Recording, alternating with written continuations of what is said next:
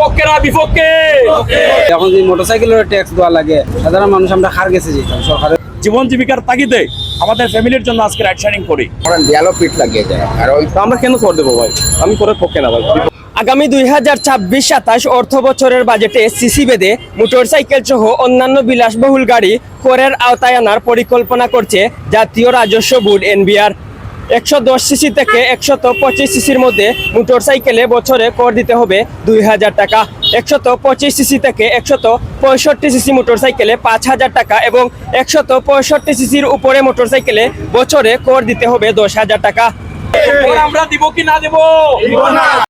NBR এর এই পরিকল্পনার বিরোধিতা করছেন মোটরসাইকেল চালকরা। বিশেষ করে যারা রাইড শেয়ার করেন তাদের উপর আলাদা একটা চাপ পড়বে বলে মনে করছেন তারা। এই তো আমরা কর কেন দেবো ভাই? আমরা যখন সাইকেল প্রথমে কিনি তখন আমরা সরকারের একটা ট্যাক্স দিই, তাহলে আমরা কর কেন দেবো আবার? আর রাইড শেয়ারিং এটা কষ্টের কাজ ভাই। যে রাইড শেয়ারিং করে সে বুঝে রাইড শেয়ারিং কতটা কষ্ট। আমরা বৃষ্টিতে ভাই একটু আগে ভাই বললো, বৃষ্টি আসলে বৃষ্টিতে ভিজতে হয়, রোদ আসলে রোদে পড়তে হয়। তো আমরা কেন কর দেবো ভাই? আমি করের পক্ষে না ভাই, বিপক্ষে। আমরাও ভাই এখানে সিলেটে বাসা ভাড়া দিয়ে থাকি, তো সব মিলে খুব কষ্ট হয় ভাই, সিরিয়াসলি খুব কষ্ট হয়। আমি চাই যে করে না দেওয়া। যখন মানুষ পরিস্থিতির শিকার হয় তখন রাইডে নামে, আর যখন রাইডে নামে তখন তো মনে করেন দেয়ালও পিঠ লাগিয়ে যায়। আর ওই এই অবস্থায় যদি আপনারা কর দেন বা কর আমাদের উপরে চাপাইয়া দেন, তাহলে তো এটা মানানসই না।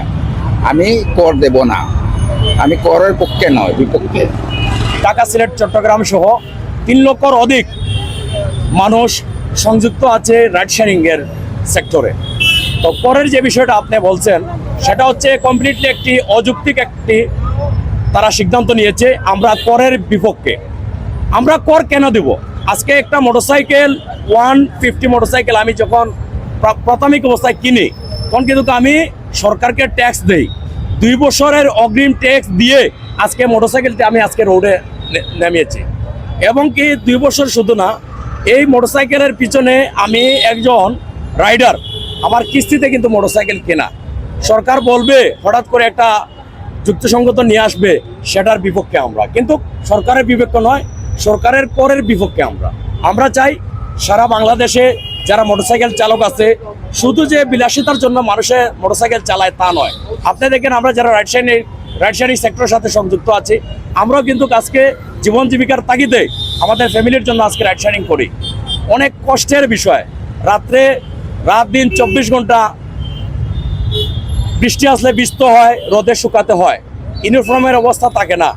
সেইভাবে যদি মরার উপরে খারাকা দেন তাহলে আমরা মেনে নেব না। না, এগুলো আসলে এটা আমাদের সাধারণ মানুষের জন্য একটা জুলুম হইয়া যায়, বুঝছেন? কারণ আমরা নিত্য নিয়ন্ত্রণ নিয়ে করি, এরপরে আমরা একসময় বারোইয়া এই ট্যাক্স বিভিন্ন ট্যাক্সের।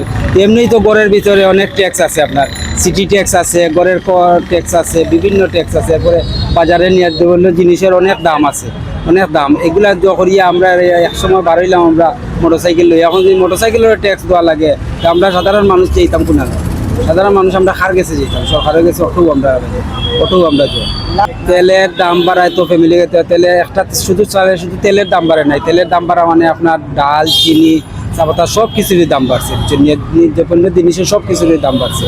তো আমরা সাধারণ মানুষ, আমরা রুজি করি কত আর আমরা জোয়া করি কত, আমরা তো একটা জোয়া আছে না। আমরা এগুলো আসলে অসম্ভব আমাদের সাধারণ মানুষের। মোটরসাইকেলে কর আরোপের বিষয়টি আবারও বিবেচনা করার জন্য সরকারের প্রতি আহ্বান জানিয়েছেন চালকরা। MK তুহিন, আধুনিক কাগজ।